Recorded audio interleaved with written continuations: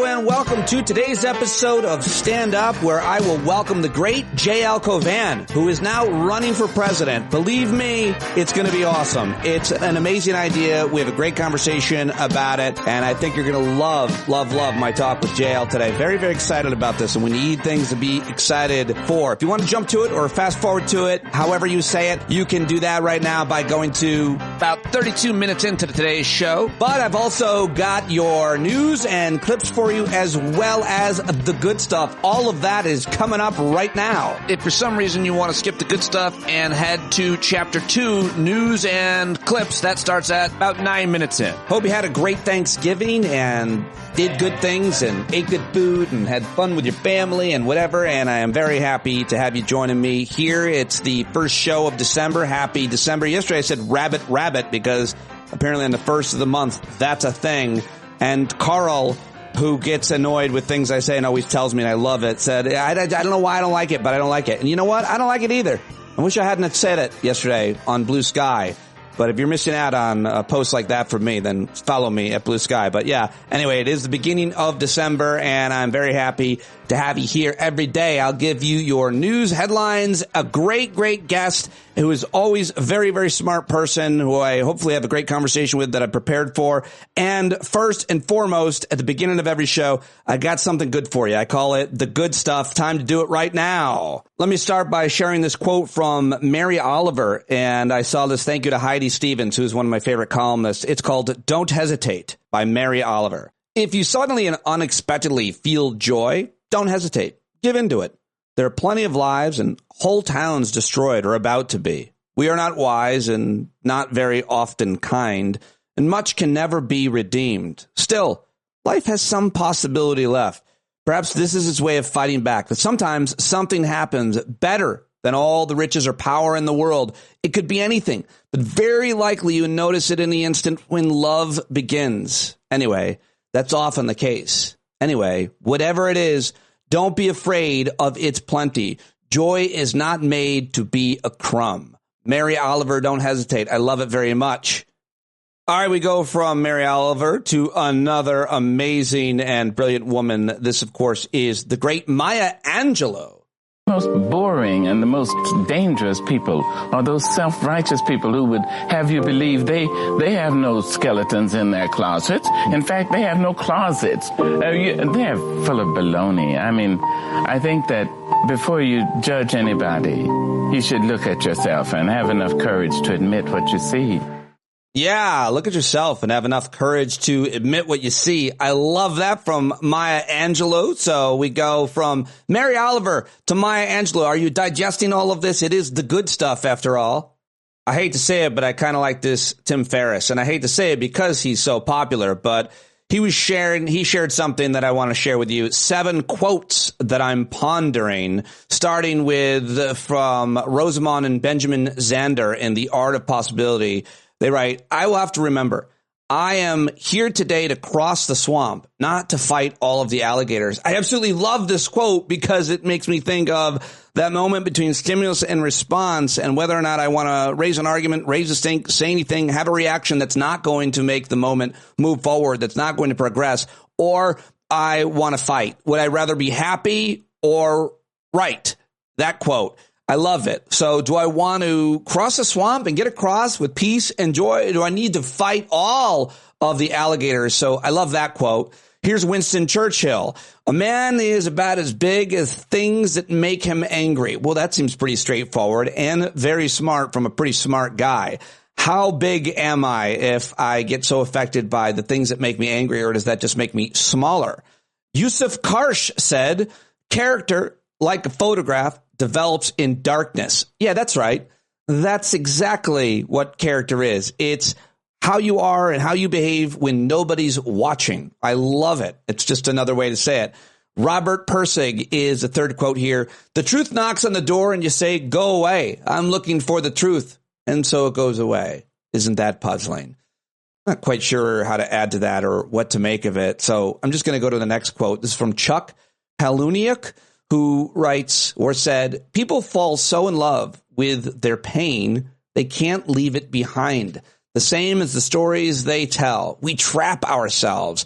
Ooh, that seems very true. Thinking about your pain, your adversity, your trauma, and almost staying connected to it, falling in love with it is a hard way of saying it, but I think it's one way of saying it. And finally, James Baldwin from Notes of a Native Son, he said or wrote, I imagine one of the reasons people cling to their hate so stubbornly is because they sense once hate is gone, they will be forced to deal with the pain.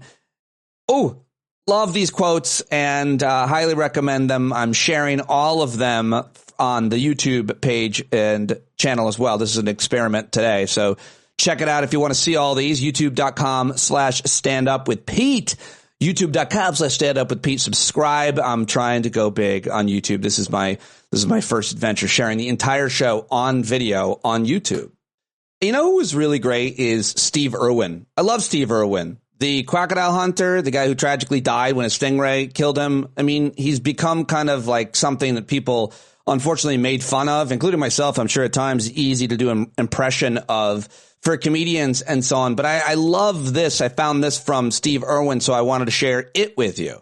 What good is a fast car, a flash house and a gold-plated dunny to me? Absolutely no good at all. I've been put on this planet to protect wildlife and wilderness areas, which in essence is going to help humanity. I want to have the purest oceans. I want to be able to drink water straight out of that creek. I want to stop the ozone layer. I want to save the world. And you know, money's great. I can't get enough money. And you know what I'm going to do with it? I'm going to buy wilderness areas with it. Every single cent I get goes straight into conservation. And guess what, Charles? I don't give a rip whose money it is, mate. I'll use it and I'll spend it on buying land.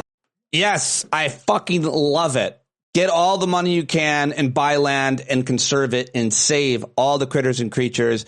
I love that guy, and I want to say it out loud. So there you go. I said it. I love Steve Irwin, and that was a great, great thing to add to today's good stuff. Are you feeling good yet? Is this changing anything for you? Are you affected by it? Do you like this? I really enjoy doing this segment for myself. I love finding these clips and reading these things and then sharing them with you each and every day here on the Daily Podcast. One more video I want to share with you. This is from an Instagram account called Motivicity, I think it's called. And I thought this was really good.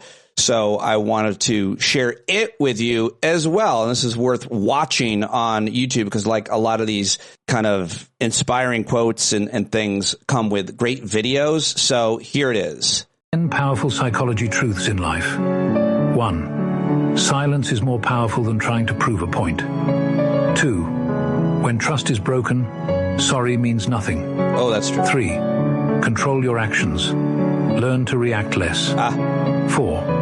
When you are honest, you lose people who don't deserve you. 5. One beautiful heart is worth more than 1,000 beautiful faces. 6. Small circle, private life, clear mind, and happy heart. 7. Never go back to somebody who has already broken you. 8. Stop overthinking. You can't control everything. Just let it be. 9. If somebody is stupid enough to walk away from you, be smart enough to let them go. 10. True friends are very rare. If you have one, you're very lucky. All right, there you go. I thought that was really good as well. And that, ladies and gentlemen, is the good stuff. Hopefully you like that. Now it's time to get to my news headlines and clips. But please tell your friends a great way to start your day is with Stand Up with Pete Dominick and the good stuff. Explain that segment and let them know that if you just listen to that one part, it might be worth it. It is to me to do it. That's for sure. All right, time to get to the second part, which is a lot of you are demanding that I keep doing the news segment. Got a great message from someone the other day, said this is really the main source of his news. Oh, it was Mark Lipsky, who said, I'm not watching 50 hours of news anymore. I'll just get it from your very comprehensive news broadcast. Thank you, Mark. I appreciate you very, very much. Let's do it. This is for you, Mark. News and clips. All right, let's start overseas, as always, in the international news. I try to start there, the stories that are the most impactful to you, to the world, I think it's fair to say. Let's start with the news out of Israel, where they have apparently killed 200 Gazans over the weekend. Pretty horrific news. Israel strikes kill at least 200 in Gaza as the UN halts aid deliveries after more strikes are stolen.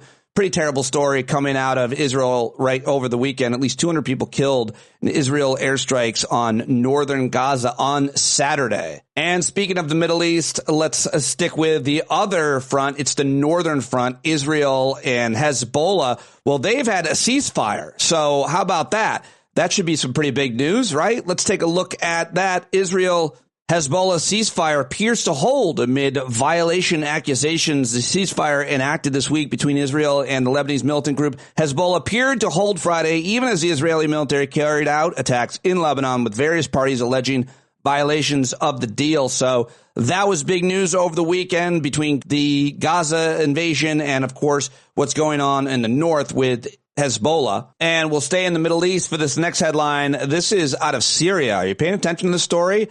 Apparently, Syrian rebels on Friday advanced into the second biggest city in Syria, Aleppo, in what experts are calling a startling offensive that was the first time in nearly a decade that insurgents had breached the largest city. So this is developing quickly. Could Assad be overthrown? This is a wild story. Paying close attention. I'll have some clips for you, I think, coming up. And here's another frustrating story. I'm glad that countries are meeting to talk about curbing plastic pollution. But the headline over at CNN, countries fail to reach agreement on UN plastic talks. Countries negotiating a global treaty to curb plastic pollution have failed to reach an agreement, with more than 100 nations wanting to cap production, while a handful of oil producers were prepared only to target plastic waste.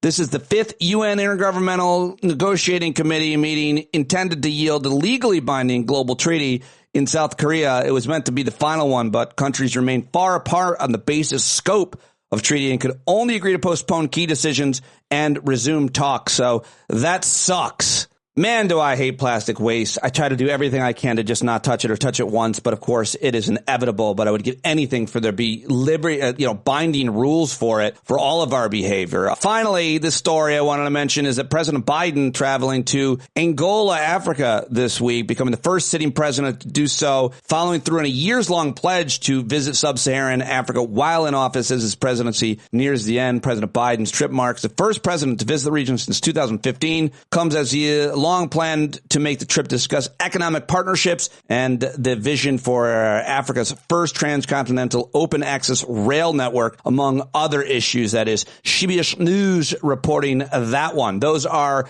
your international headlines. And now let's come to some of the domestic stories that I've got for you, starting with the criminal president-elect headlines. And there were a lot of them over the weekend. Of course, you've got the headline that apparently New York Times got the scoop. A Pete Hegseth's mother accused him of being an abuser of women in an email she later apologized for, but basically said, take a look at yourself. You probably heard about that. Cheryl Hines, who is the actress and the wife of Robert F. Kennedy Jr., posted a video of him showering to promote her candle line. That was super weird. The criminal president-elect on Saturday nominated Charles Kushner, the father of his son-in-law, Jared Kushner, as the U.S. ambassador to France. His latest of several controversial picks. Of course, that would be wrong for anybody to do, to nominate a family member like that, his son-in-law's father. But Jared Kushner's dad is a terrible, terrible guy. I don't know if you've heard about the crimes that he committed, but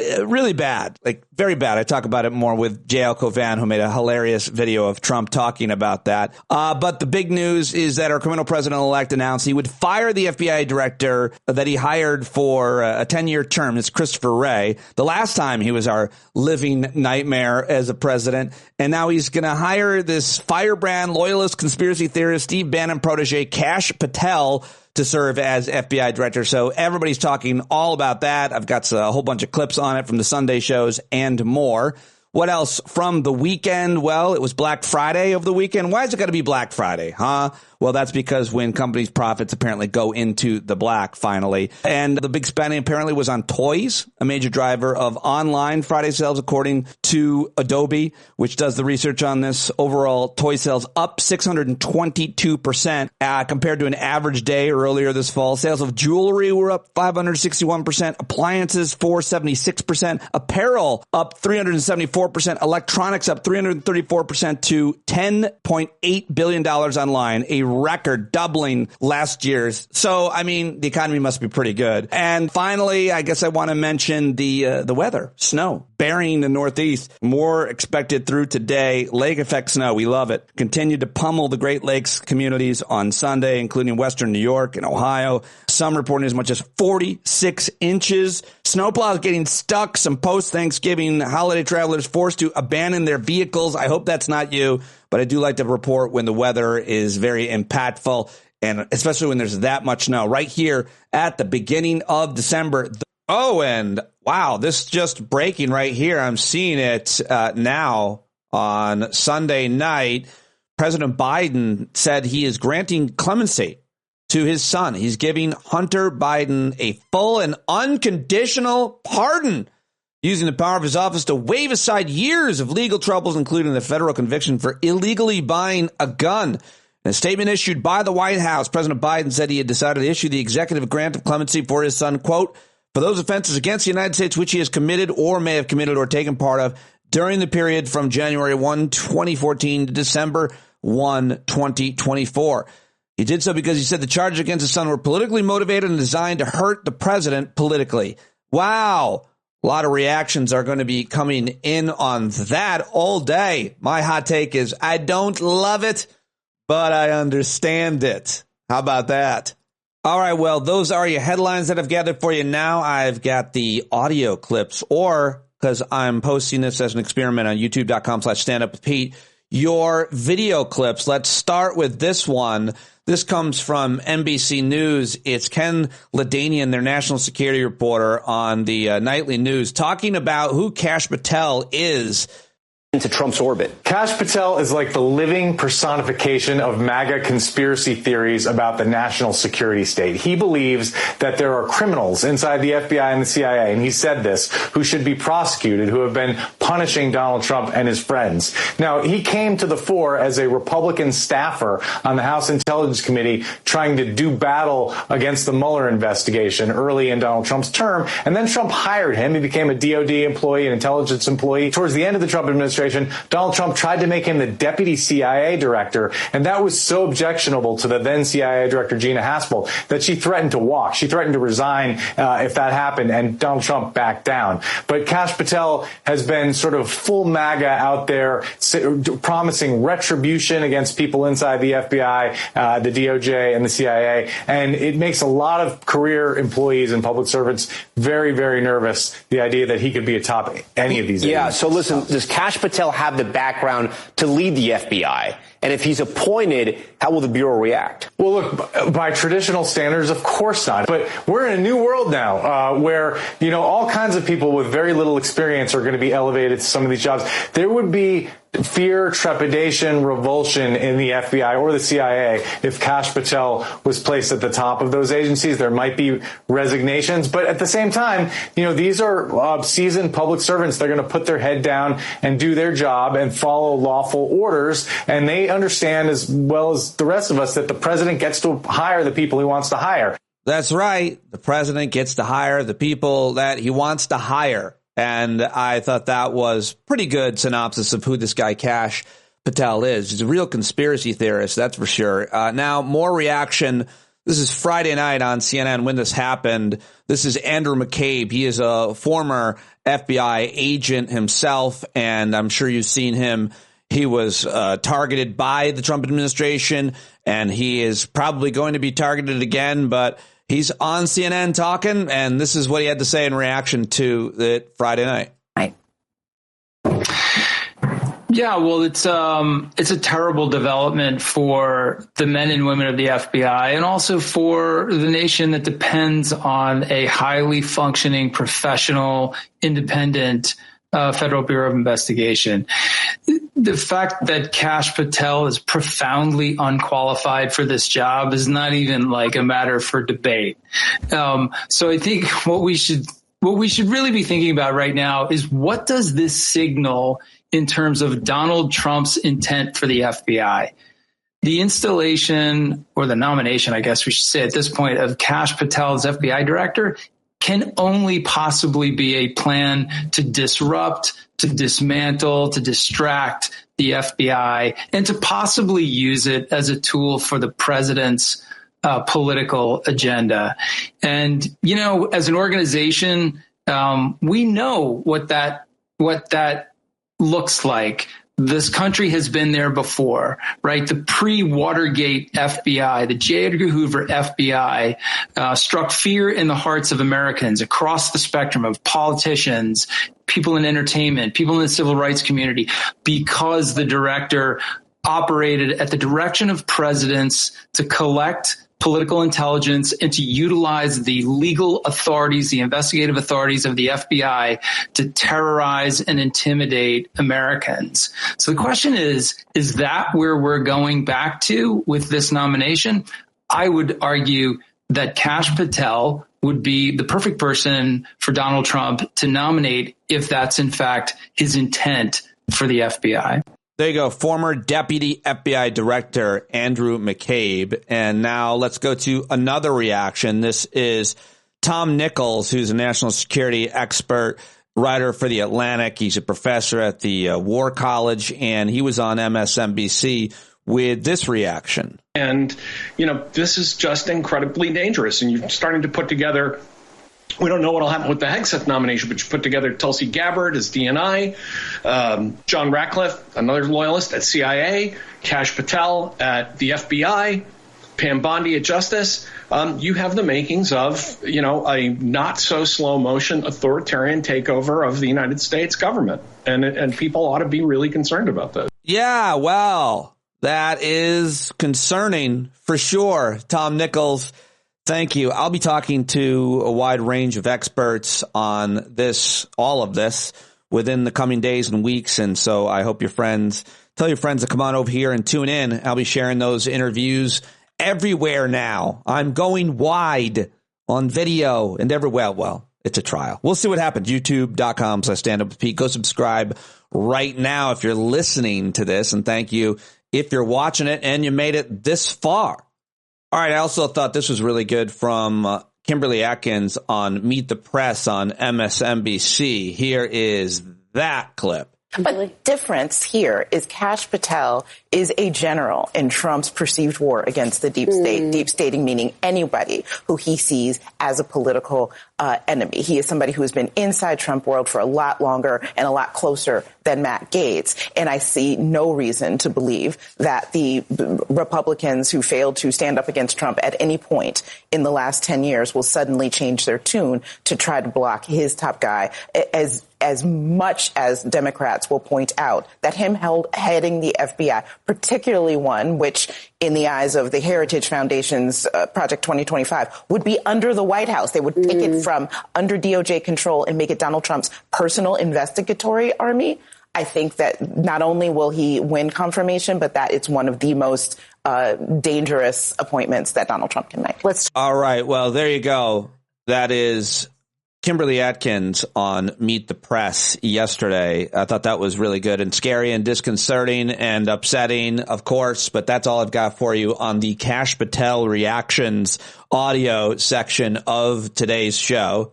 But let's continue with more important news, and that is from Jake Sullivan, his reaction to the Syrian surge, the rebel surge in Syria and what it means. I thought that was a really important event taking place over the weekend, and I'm following it closely. Here it is. Let's talk about what's happening in Syria. Rebels have seized control of most of the second largest city of Aleppo.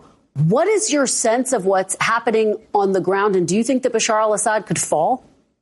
Well, keep in mind that for many years, the Syrian government has been engaged in this civil war backed by three main players: Iran, Russia, and Hezbollah. All three of those players have been distracted and weakened by conflicts elsewhere.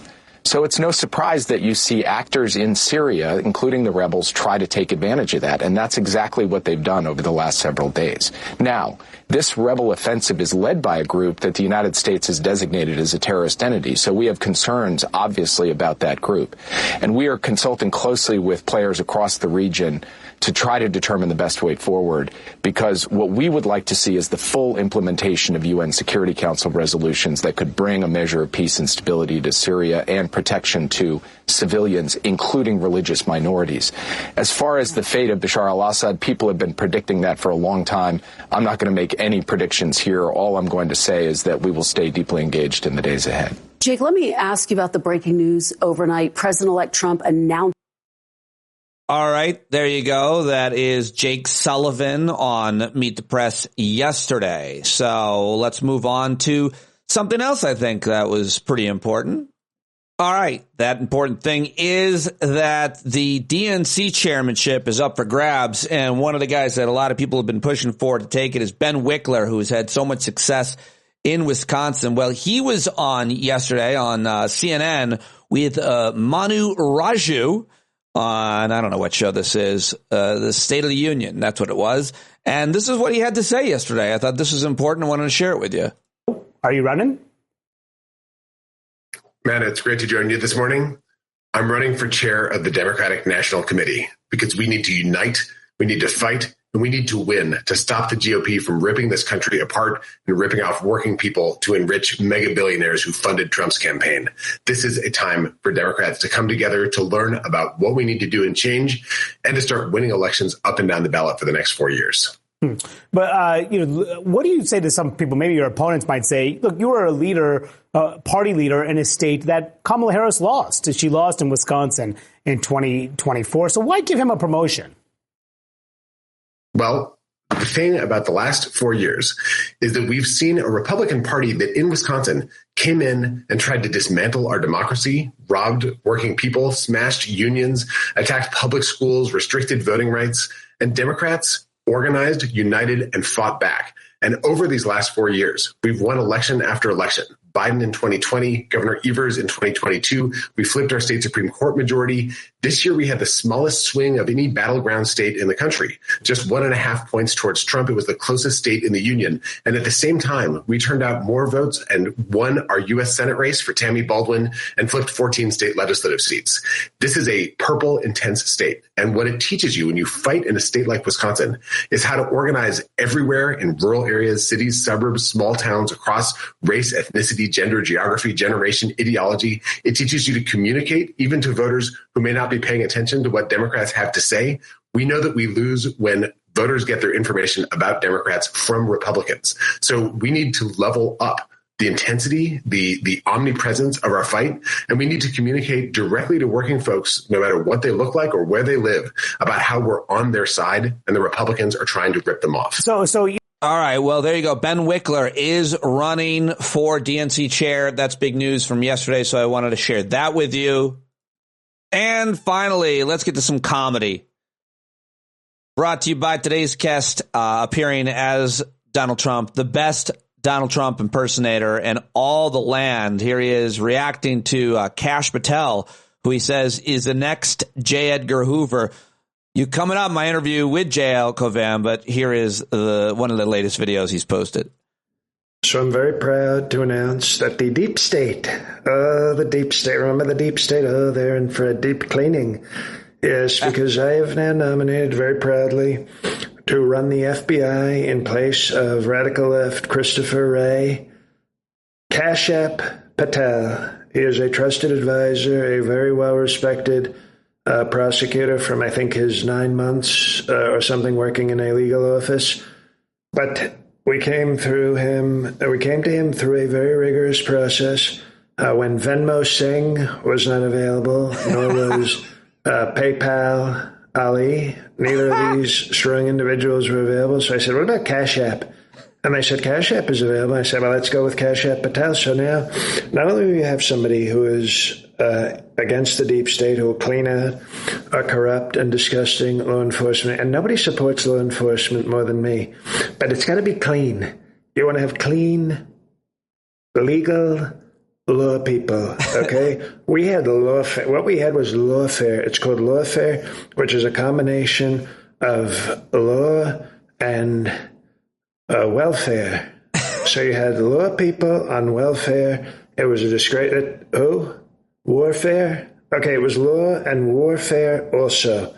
But the point is, he's going to get in there, okay? And now not only do we have somebody dedicated to rule of law, which is important, rule of law, It's called rule of law. When you don't have rule of law, you have a lot of other things which are not rule of law. You have non-rule of law. You have rulers. You have lawyers. You have all that, but you want rule of law. And with Cash App Patel running the show, it's going to be somebody who listens to his president, obeys his president the way the founders intended when they created the federal. It's an FBI. It's called FBI. And you can't spell FBI without I. So it's very focused on me. Okay? That's the way the founders intended when they gave the Hoover vacuum machine the FBI control. And he dressed in dresses, and he was a nasty guy, but he was strong on law and enforcement. You gotta have if you don't have the enforcement with law, you have nothing. You have nothing except archery, which is when everything breaks down, you have archery. But the point is, I remember Robin Hood. Boy, oh boy, he would shoot. He was a socialist, but he could shoot that archery arrow. He would shoot it right through your head, and he'd knock that apple right off and discover gravity. But with Cash App Patel, not only do you have somebody dedicated to law and justice, we would have justice also, but he's also the OnlyFans people. You can, instead of tipping where they take a percentage out, you can just use the Cash App Patel, and the people can just send you money for the pictures and the videos and the DMs and all that. They can just send it through Cash App. So not only will he be running the FBI, he'll be saving our porn entrepreneurs, we call them. And by the way, I'm going to be opening a new office in the White House, a secretary level of porn. So we're looking at people for that. We're doing a very strong interview process for the secretary of porn.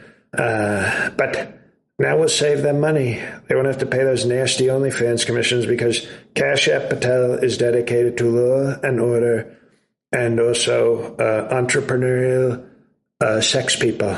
So thank you, Cash App. Welcome. You're going to have a nice confirmation, very strong. And we look forward to destroying law enforcement and the FBI and also America, maybe. Bye-bye. There he goes, JL Cauvin, today's guest, joining me. I'm very excited to bring him back. I love his podcast, which you can also watch on YouTube, Rain on Your Parade. See him December 21st in New Jersey, performing as Trump. He's taping a special. I think I'm going to be there. Go to JL Cauvin, support him on Patreon. And he has a big announcement that he's made on his podcast. Now he's making it on mine. I really, truly think he's one of our smartest, funniest social commentary people, and I really love supporting him. I love this conversation, and I'm happy to have him back. Let's do it right now with JL Cauvin, everybody. JL Cauvin is running for president, and I am fully behind him. Welcome back, and it's great to see you. I've listened to the past couple of episodes of your amazing podcast, which everybody should subscribe and listen to. There's a lot to say. Where should we start? I would say I'm in the for Federal Election Commission purposes, I'm in the process of creating a presidential candidate. And, if that process goes well, we will move to the next step. But I don't want there to be some, let's say this catches fire, Pete, and all of a sudden the dirty tricksters at the GOP decide, hey, wait, he declared his candidacy in December of 24 on Pete Dominic's podcast. These millions of new Patreon subscribers are actually campaign donations, and he shouldn't have bought a home with that money. Ha! Okay, so you can't officially say that. You have created a presidential candidate. You're creating this candidate. Yeah, like almost like a video game, but in real life, where it's like I'm going to take my base, my resume, my character, my policy concerns and issues, and then start to mold them in substantive and superficial ways to see if I can turn, a 6'7" biracial former prosecutor from Williams College in Georgetown, half Haitian immigrant, half Irish American mother, into a compelling candidate who can somehow be the Democrat that speaks for people but does not annoy people, can go toe to toe with Republicans in terms of crassness while using crassness in defense of good. You are the one to do this because of some of what you just said. I love the idea, by the way, of a 6'7" American president standing next to you and looking down on Vladimir Putin and Kim Jong-un il. And that poison is going to have to travel a long way up. That's exactly right. It's going to be hard to kill you. How can you kill me if you can't get the poison past my pecs, which will be in better shape once I really get going? Yes, you're committed to also lose 70 to 80 pounds in the next 9 months. You're going to get a stylist. I'm going to lose a Dominic. You shit me, don't you, on a regular basis? So it's amazing because I really want everybody to consider right now subscribing to your Patreon for $3 a month for the next few months, at least, to see what happens. And I'm just going to be honest with you. This is one of those things where it's more like, I think this is important because I do believe in the things I say on the podcast. You do. No, you're really, really smart. I have said for a while now, you might be one of the best commentators on politics, on social issues, and on culture. And anybody I know, anybody I talk to on any panel platform, from The View to Real Time to the Andrew Schultz Show.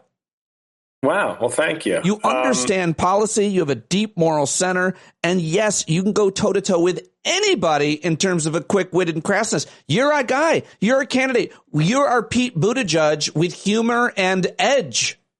And heterosexuality. And I'm sorry, I have to say that because this is going to be plain spoken. I think I said on your on a hangout on a hangout with you and your fans. I think I said I would get on stage and say America should vote for Pete Buttigieg over me. But I'm trying to deal with the country. This man is super smart. I think he cares. He has the perfect resume. He has one thing that America can't get over, if we're being honest about it. I don't like that, but I genuinely believe, and we can tell ourselves in our Democratic circles we're ready for a gay president, just like we told ourselves twice we were ready for a female president. But I think, as much as I think he'd be phenomenal, and I'm a big fan, this going forward, this has to start to be as I said on one of the podcasts, I said it's time for Democrats to stand behind their values, but lose the table manners. Well, that's the point, and that's the difference between you and Buttigieg. I wasn't even thinking about what might hold him back as a candidate in terms of his sexuality. I'm thinking about when I see Pete Buttigieg on Fox News, or any of us see him being questioned by some Republican congressman on a committee, you see how good he is at arguing, how he doesn't get flustered, how he doesn't overreact or really change his tone. He uses reason and inflection and is very, very effective. You, however, can do all of that plus the jokes and the crassness and mention. Buttigieg would never lower himself to that, and I would argue you kind of need to be tough. And more importantly, people will watch it. I would love to watch you, and haven't seen you in debate, and I would like to bring someone in to spar with you.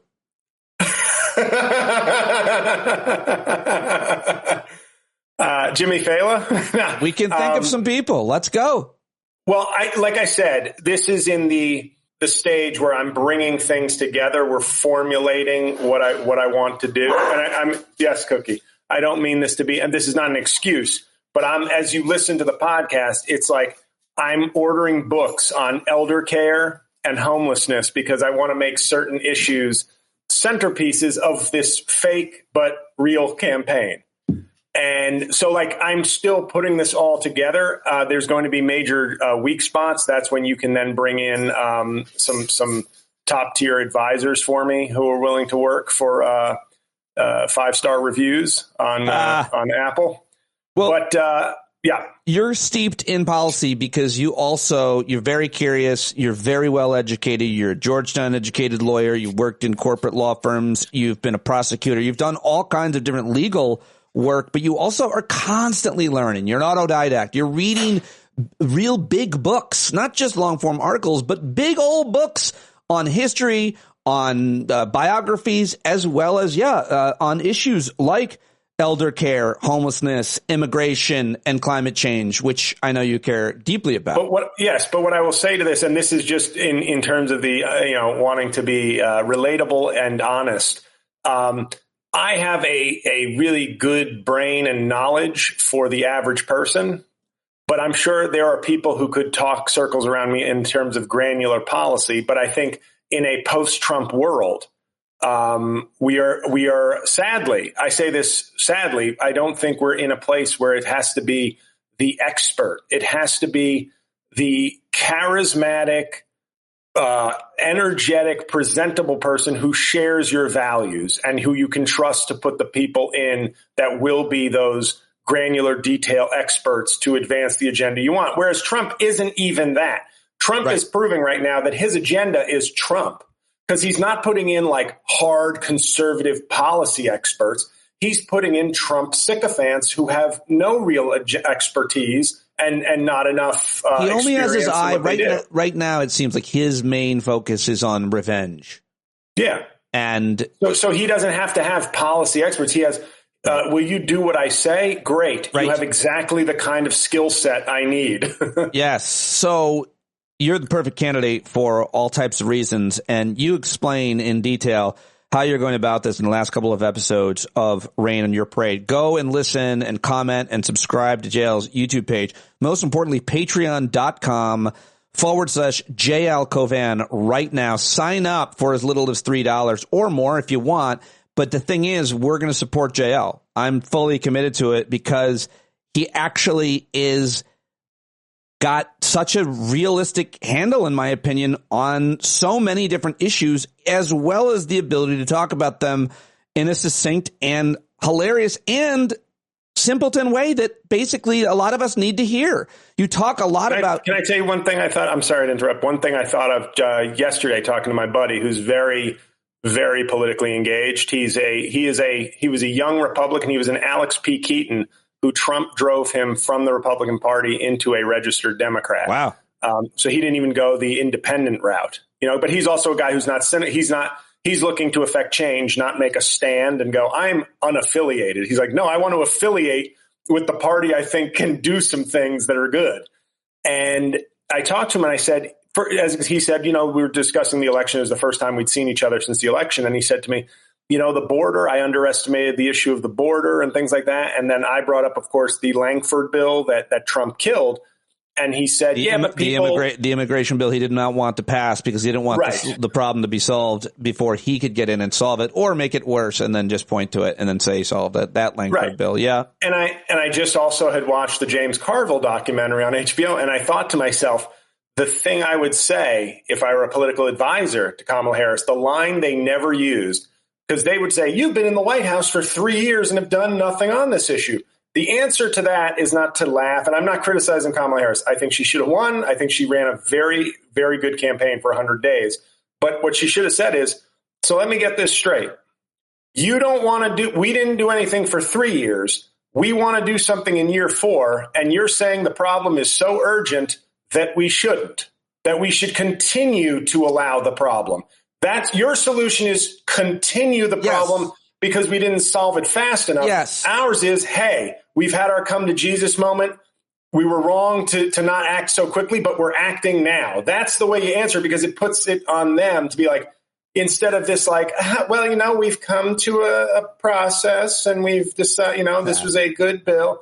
You basically say, you want more. We failed. Your solution is extend the failure. By the way, your whoever impression sounds like Howard Stern's mother. We've come to a process. Oh, that's my Kamala Harris. Oh, terrible. So I don't do impressions of women. I'm sorry. You do such great impressions of so many people. It's just another huge asset for this campaign. But let's talk about the fact that you're taking this seriously in a lot of ways. You've workshopped, you've thought tremendous amount about this. You talked about it on your podcast. We should go listen. But you're not going, for example, with JL Cauvin. That doesn't work. John Louis doesn't work. You can't go with John Lewis because of the civil rights hero. You've decided that you've come up with a name. You're changing your body shape, your hairstyle. First, starting with the name and why. Well, John Lewis McBrien, my mother's maiden name. Many people have done that. You had Bill de Blasio went from Warren Wilhelm, which sounds like, a Boston Brahmin from 200 years ago. He changed it to Bill de Blasio. And as much as New York may have complained about him and hated him, and I say what I said on the podcast, if the NYPD turns their back on you, you might be doing something right. That's right. I love that line. His crime was basically saying that he gave his black son the talk, and they never forgave him for that.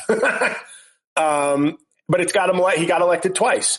And if he was, what is it? What did I say? I keep forgetting the name, but whatever fancy name he had, Bill de Blasio sounds New York. And to me, Jean-Louis Cauvin sounds too French, too cosmopolitan, too gay in certain parts of the country, whereas John Lewis evokes, it's just the English Americanization of my name. Yep. It evokes the civil rights leader. And McBrien is my mother's maiden name and gets me the Irish Catholic attention. Now, that's partly a joke. I'm not going to change my legal name, but it would be interesting to workshop. If I could hire a serious pollster for several $1 million, I'd workshop different policies associated with different names. And what would you think about a guy with a French name who had all the policies you like? What do you think about John Lewis McBrien? Does that sound like a guy you'd vote for? So that's what it is, John Lewis McBrien? That's what you're going with? Yeah. Got it. We love John Lewis McBrien for president. Get used to saying it. JLM, not BLM. We run that ad in deeply red parts of the country. JLM, not BLM. It's really very interesting to see what you're doing. I don't know if you want to call it an experiment. I don't know if you want to call it an actual presidential campaign. I don't know how you want to discuss it, but I know I am fully behind it. An experiment, a social experiment in citizen democracy. I'm fully behind it because we've got to do something drastically different, not only in terms of politics, but in terms of media, which are intertwined. And the reason that one can't go without the other, obviously, you understand that intimately. You have also. Well, I just started. I'm halfway through Yellowstone, and this sounds like a joke. But I'm halfway through Yellowstone, and I'm in my second week of listening to the Joe Rogan Experience, which I have to tell you, that feels like a sailed ship. That no longer feels like sort of just interesting people coming together, sometimes left, sometimes right. We're just open and free. From the 6 episodes I've listened to so far, I'm shocked that show is as huge as it is. But I'm also, one of my arguments, and I wrote a blog that just went up today that I'd love if everybody read. It's a little bit about my mother, but it's also about the idea of pressure. It's called pressure builds diamonds. That's one of those old bro phrases of like, hey, bro, like tough times make tough men, or whatever the kind of sayings are. These phrases all seem to be emblematic of an America that thinks challenges and triumphs of white men are the standard. And then the other issues that affect other people are somehow some sort of woke or other challenge. And I bring that up. I'm a little scatterbrained right now, but just starting with TV as a small example, everybody likes representation. I would start from that idea. This idea of like, we've turned more black people on TV, more gay people as an added factor, like you're on a menu at America the restaurant and you're saying for $2 extra, you can add black people, but it's not the default. It's not your standard order. You can add gay people for $3. What we have to realize is everybody likes representation. I went to this play Yellowface on Broadway. Never saw so many Asian people at a play in my life. It wasn't a thing, but it was an Asian story. So instead of 5% Asian people audience, it was like 40% Asian. Right. Because everybody likes it, but it's only when certain groups start saying, I'd like to see more of this. Well, then it's woke when you're not a sort of approved group or a default group. And everybody likes it. That's why Yellowstone is big. Yellowstone is entertaining, but it's also representing yes, I'm seeing a kind of apolitical or slightly right-leaning white rural experience with tough guys, kind of like a better Sons of Anarchy. You know why that resonates with some people? Because they see themselves in it. Yes. And we have to first start with diffusing the idea that white people, I would never use the term white pride, but the way to appeal to people is to say, you can be excited. You don't have to, you certainly shouldn't be ashamed of who you are, but you can have that natural affinity for your fellow people who look like you and have similar experience as you. But the difference is we've turned it into a negative when other people have that feeling and have that affinity. Whereas we should also, that is a place where we should start to create as cheesy as it sounds, a common ground where it's like we all have that feeling. When white people have it, most of the time, it's not a problem either. But maybe some of them feel like they can't be like, I like Yellowstone. I'm a white guy. And then it's like, ugh, gross. How lame. Right. How you lame. can no. You're answering a lot of different questions at once. You do an even better job explaining this issue and the way forward on your podcast. But first, you're just saying, just to be clear, there's nothing wrong with pride in your culture. If you're redneck culture, hunter culture, there's nothing wrong with it as long as you're not putting down or minimizing someone else's culture. But don't act like your culture is so much better than others that it's the only one that deserves representation in or centrality or a centrality to each story. Like there can be other stories that demand just as much attention and exposure. And that's not, it was a lot of people refer to that as wokeness, and you're referring to it more as representation, and who wouldn't want Santa to look like them? Right. And I said what I said in the blog I posted today, just at the end, I said, you can be triggered by words like diversity and equity because you think they mean quotas or putting down. But I said, but inclusion is the one I always find funny because I called the Constitution an ever-expanding document of inclusion. That's the whole point. The more we go on, the more we are including people to vote, people, younger people, old, black people, women. We have amendments that direct election of senators. It's always been a document of increasing inclusion, and now it feels like the Supreme Court is actually the first time where that trend is being pulled back. So taking the power of words like inclusion, redefining them so it's not like corporate quotas for people that don't look like me, but that it's like a bedrock of this country when you really get down to it. And I think one of the things I would say is being a white presenting biracial person to a lot of people, I feel very attuned to judging when somebody is not using the right language and somebody has cruelty in their heart. Who wouldn't? Like I have people in my family who will say, when my mom will call something like some Oriental people, and then like I'll go, I can't say that. I won't go, Mom. God, your privilege, your day is over, Mom. You can't say that. It's like, no, I don't think she was saying something to disparage Asian people. And I feel like I've had a lot of exposure to that in my life by virtue of my individual experience, where it's like, I feel a little safer saying like, I've talked to a lot of people who I may not agree with politically and may say something off color, but I've learned to be able to judge. I think that's somebody without the right language versus somebody without the right spirit. Exactly. And you also say this about Democrats and liberals. One of the things that we do is we annoy people and we bother people with those kinds of points of view. And what you want to do is help educate, not offend people. We need more than a Lincoln Project. You said we need an education campaign. And honestly, I wouldn't even say bother. I would say annoy. Like, I think it's key because we need to help educate rather than annoy people. But let me just finish this thought, because this is, to me, the reason, honestly, to support your campaign. Because supporting your media, your outlet, which is something I've always done. I mean, I have the history and for this, no one supported you as much as me and a couple of other people. And the reason is because I learn a lot talking to you. And I think that if you're able to do this, you're going to be running a campaign educating people about things that they don't understand about how this government works, and that the legislative branch should be a lot more powerful than the executive branch, which is what the founding fathers want. You understand con law, but you're not going to get into the granularity of Loving versus Virginia. You're going to educate us on the civics. I am Loving versus Virginia, Pete. That's right. You're a product of Loving and Virginia, your mom and dad. But the point is that you're going to supporting you is supporting educating people on a broad range of really important issues, like you mentioned, elder care and homelessness. But you could talk about so many other things, and you will. But you'll do it in a way. You'll do it in a way that people can understand. We need to be educated on civics and government, and that's what you're going to try to do here.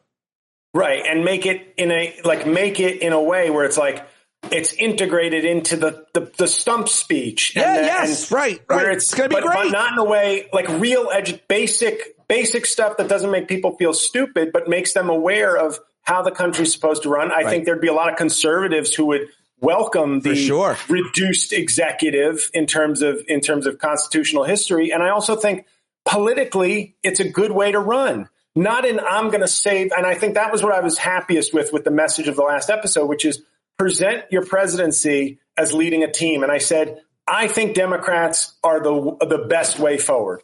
But what I can tell you is not the best way forward is right-wing people or left-wing people who are grandstanders, who are there to make social media noise, who are there to build up their profile and aren't passing bills, aren't meeting, aren't negotiating, aren't coming together. Because, and I said, you want serious people before you even get to party. Just like our party said Donald Trump was a threat to democracy, and a lot of Republicans came on board because they felt that was more important than party.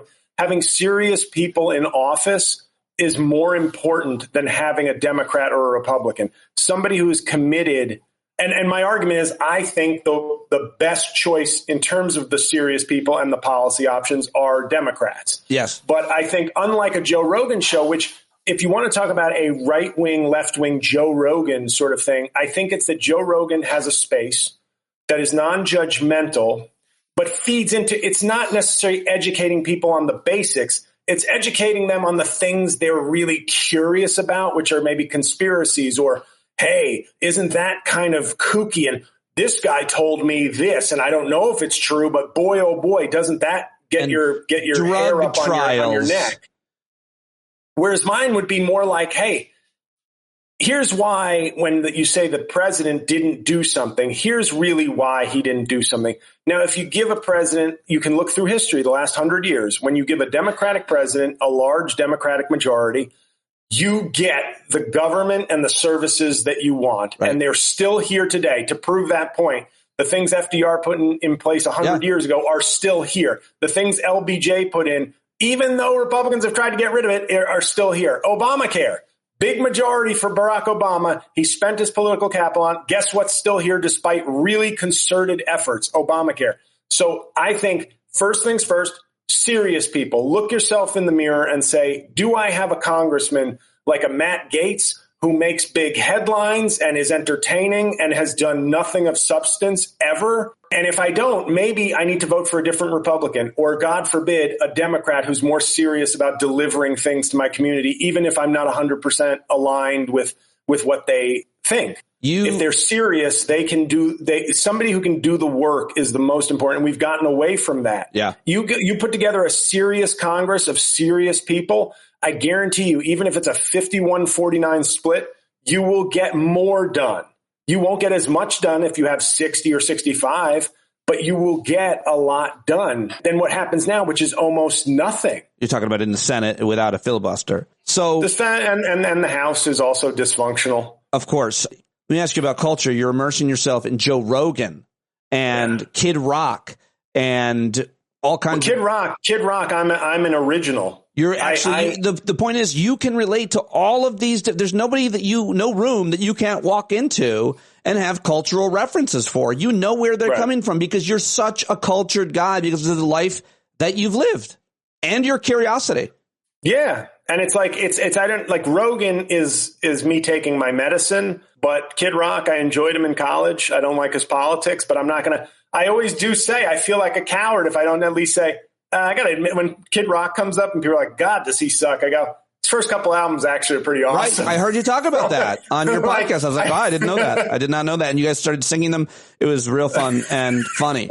And I think that's the other important issue is that you know how to make people laugh over and over and over again in a stump speech, in a podcast, obviously in a stand-up set with your impressions. And that's going to come in handy. It always comes in handy. It's how you keep people caring about issues that might not affect them or that might affect them and they just don't know or care about it, from trade policy to health policy and more. That's how it's done. And you're also considering writing a book along with it, a memoir. Why? Because it's once again, I want a project and I have an idea. I have two different ideas for like a fake. It's like a political, like, solutions from a comedian. Now, if that ends up turning into hey, look at this book. It's quite it sounds like somebody running for president, except he's a comedian. But that's the kind I want to write. I want to write something like long form. And I've just been thinking, can I give you one example of something that might be a chapter? The amount I go to church when I'm on the road. That's going to be helpful for your campaign, I guess. Yeah, gosh darn right, Pete. But I notice, the way I go to church when I'm on the road, whether it's in Minnesota or Denver or Baltimore, whatever the case may be. But in a lot of the country, I notice now I go to a remarkably diverse Catholic church in New Jersey. It stands out to me because of how undiverse a lot of the churches I've gone to. Oh, one of the good Catholic churches you're talking about. So it's Episcopalian then. What? This great church that you go to. No, it's Catholic. Sacred Heart. Wow. Okay, go ahead. But to me, like when I go to Harrisburg, Pennsylvania, or St. Paul, Minnesota, those are some of the places that stand out. I am ostensibly the only person who isn't 100% white. Now, I could be wrong, of course, but let's say it's a 96% white church. Now, the Catholic Church is maybe skews white, obviously, but not in my neighborhood that has a lot of Latino people. And one of the reasons the Catholic Church is sort of pro-immigrant is because a lot of Catholics are trying to get into the country as well. But what I want to say to those people is I look at these churches that are sort of monochromatic, and I don't look at anybody individually in the church and say, hey, are you a racist? Is that why you live in this very white area? Did you redline this area to exclude people of color? No. But in the aggregate, I would ask people, but do you ever look around and just sort of say, even as a curiosity, why is it that our neighborhood is all white? And now do you ask yourself and just take the assumption of, well, our people work harder? Because I think that's a place of ignorance and that's not helpful. Right. Or do you say, let me look that up?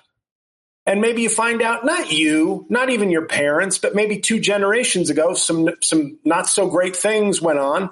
And maybe there is a place here that we need to remedy or start exploring things that can, not to make your neighborhood different overnight, but didn't you think it's wrong if your neighborhood excluded other people's grandparents from moving into this town? No. And the issue here is, of course, I'm talking about a place that's probably leaning right. So when you're talking these kind of issues, you're not trying to win the town or the district, but in bigger elections, you're hoping that 5% start to hear your message a little clearer, do a little more thinking. Maybe you reach some younger people who go, yeah, I heard about redlining. Maybe I'm just saying, having this lived experience of being like, I've walked into too many of these towns across this country where it's like, some people have to start having some curiosity and not just shut down things when they don't like them. That you have to at least have curiosity about your town, your country. Maybe it's completely innocuous. Maybe there is something nefarious that went on 2 generations ago. But if you never ask, is that like you're going to blame someone for wanting to change things before you've even looked into it yourself and maybe understand? I remember just one last thing, article about what's her name? I read it in the Atlantic, the woman, Ashley Babbitt's mother. I think you had told me to read that article in the Atlantic. Yeah. Even she, though, and it shouldn't take your daughter getting shot to realize this, but even she in the article said, it made me think about some of the things Black people have been complaining about law enforcement. Right. And I thought, just like it shouldn't take Dick Cheney having a gay daughter before he sort of renounces extremely hard right anti-LGBTQ policies, it also shouldn't take your daughter being shot by a cop to have a reflection that maybe all those Black people complaining weren't lying. So well said. So what are we going to see? How is this going to roll out over the next few weeks and months? And what else can we do to support you besides Patreon.com? I would say months. I want to give you months. Week by week, we're just going to discuss different sort of issues, but also superficial things to keep it light and funny. But right now, just to be fair, the next couple of months, we'll just be talking this out, and I'm going to be trying to lose weight. And then, I would say late winter, early spring is when I'm going to start to be like, okay, we're bringing in a stylist for this episode. They're going to look at me and I'm going to tell them, I want to be a presidential candidate. What look do you think would work with me? Do you have any digital things? I'll show you my hair. How would you do my hair if I were running for president? Do you want to emphasize some sort of youthful look, even though I'm a giant, because you want to emphasize that I'm under 50? You know, things like that. I might have Anthony Scaramucci on. He's been a guest before, but to talk about crypto, just to be like, this is a big money issue, and it's an issue that can sway. I'm a skeptic. I think it's just good. An I would listen to that unregulated conversation. asset. I would listen to that conversation. But those are the types of conversations that you're going to be having on the podcast. So you're doing the podcast, working it out there. Where else? Anything else that we should be watching, paying attention to? You're just on Blue Sky. You're still on Twitter, obviously YouTube, where you've got a pretty good following there. I got into an argument on, and this is emblematic, by the way. This is actually a teachable moment, an argument on your thread on Threads. You posted the Billy Bush clip, and I posted the joke I always post when you post the Billy Bush clip, which is, I stand with Billy Bush. Now, being realistic, nobody stands with Billy Bush. And I'm saying that not as like an insult to him, but he isn't a stakeholder in the assaulting women debate. It's really, he was a proxy for Trump. He should have said something. He didn't. But Billy Bush's wife didn't stand with Billy Bush. Literally, I think she divorced him. So when I write that, a woman on your thread, now I don't know if she just saw it because it went it got a lot of traction on Threads, or if she was a specific follower of yours. But she said, most SAers do, meaning most sexual assaulters stand with Billy Bush. Now, of course, calling me a sexual assaulter is sort of an odd liberal version of calling me a pedo. Like they just throw it out there. Yeah. Making a joke about Billy Bush and then like suggesting that I'm like either just some piece of shit bro or worse. So I replied to her. I was like, it's a joke to my friend. Like, thanks for fighting the good fight. She goes, well, this is public. If you want to send a private joke, you can blah, blah, blah, blah, blah. And so I just basically was saying to her, like, you're picking a fight that doesn't exist and fighting a battle nobody needs you to fight. But like sometimes there is this like this oh God, there's a fight. Like I think I can be a hero to some people on the left, and that annoys a lot of people. And I think generally speaking, the fact that I speak the language of comedy, and I've had fans of mine who've said, "Oh, I thought you were going to be one of these woke comics, but you're pretty good." And I'm like, just because I have left-wing politics. You know, I think we need to also start to separate that, where it's like they owned patriotism for far too long. They owned faith for far too long. And now they somehow own free speech and comedy. Right. In the public conscience. Right. And that has to be undone as well. And it doesn't help, but I'm willing to fight it. I'm willing to fight anybody on comedy. You know, that is like, so if somebody comes for me for a joke, I'm going to say, yeah, no, I'm well within my conscience. I make jokes that I am okay with. If you read every joke I've ever made for the last 20 years, I'm sure you'd find some that I would say, yeah, wouldn't do it again, was fine at the time, wouldn't write it today. What do you want me to say? But I just think, I don't know. I just think somebody has to, and I hate the fact that like we let Bill Maher sort of dictate, and I watch his show, but I feel like he's getting to sort of dictate yes, this is what we need. And it always ends up being somebody who's going to trash trans people or like that, or maybe Muslims or something. But it's always this kind of, yes, we can offer a sacrificial lamb so that we look not woke or not crazy. And to me, the trans issue, I think, is really disturbing, because I think in real time, we're watching another one of these civil rights issues where it's like, you know, they wouldn't, what was it? Andrew Young, I think, in Congress, when they wouldn't seat him in Congress in the 70s, black first black congressman, I believe, from Georgia, or at least, you know, post Reconstruction. I think I may be wrong on that, but I remember there was a big thing where they were holding up his seat. But with Sarah McBride, and by the way, there's a great podcast with David Remnick, the New Yorker Radio Hour, where they interview Sarah McBride, and she sounds incredibly. I've seen a bunch of interviews and played a bunch of clips. Yeah, she sounds very, very smart. But Sarah McBride, the first trans congresswoman just elected. What did you learn? What are you going to say? Well, just her. I was very impressed by her, both her temperament and her intellect. But the idea that you can have Marjorie Taylor Greene saying, I will fight you if you try to use the women's bathroom. And we're supposed to believe that this was all about the children. And the truth is, that's not a winning argument. And I think Sarah McBride recognized that. She says she's going to use whatever bathroom the rules say she must use. And she said, I'm not here to fight for me and to make myself the story, but I will defend the rights of people like me in the legislative branch. And I think that's a very reasonable, realistic.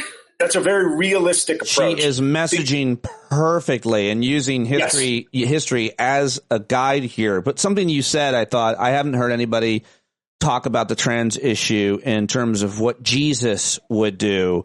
But you talked about it on your podcast, and I wonder if you could just say that, because I thought it was just talking about the least amongst us and protecting the most vulnerable. To me, that's kind of my politics. That's my ethos. That's what I vote for. That's what I fight for.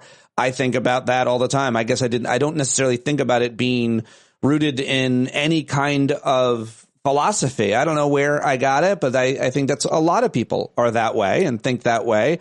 And that's because there were a lot of religious leaders, including Jesus, who thought that, right? About trans. Yeah. Well, I mean, he didn't have any statements on trans people, but I still remember. He was trans, wasn't he? Transitioning. And then they killed him for it. What I've always thought, and this is not theologically based, but it's just my interpretation of, hearing the Gospels over and over again throughout my life. There's always this big deal of Jesus hanging with the prostitutes and the tax collectors. So either Jesus was a pimp, or he liked to hang out with the most reviled people in society because they were the ones in need of ministry. Tax collectors. And I said to myself, you know who Jesus would hang out with today, I think? Trans sex workers and Donald Trump. And try to reach both of those groups of people and offer his compassion, his teachings, his ministry. That's what I have no priest has told me that. But if you just extrapolate from the Bible, hey, who are the Donald Trump is an incredibly hated man. He's incredibly loved as well, but he's also incredibly hated. And trans sex workers or trans kids, that's who, and I'm sure there's people out there going, that's blasphemy what you're saying. I'm like, how? I could be wrong, but it's certainly not. Yeah. It's certainly not like blaspheming the lessons. If you tell me I'm misinterpreting something, fine, but it's certainly not saying, oh, no, Jesus would have definitely hated those people. That sounds much more blasphemous than saying he would have gone to the most reviled, the most discriminated against, and the most hated, whether they be powerful or weak.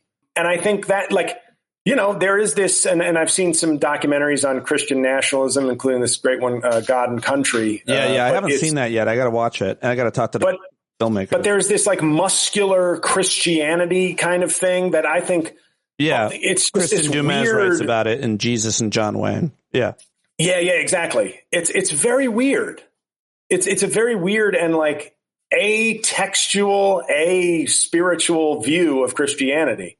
But it's American. It's a very Americanized, masculine, individualized type of militant, strong, don't be a pussy, weak kind of Jesus story. And it works for a lot of people. It also serves patriarchy and gender roles, I guess. Yeah, it's very strange because it's not to just sound like a cliche from social media, but Jesus was fairly radical left.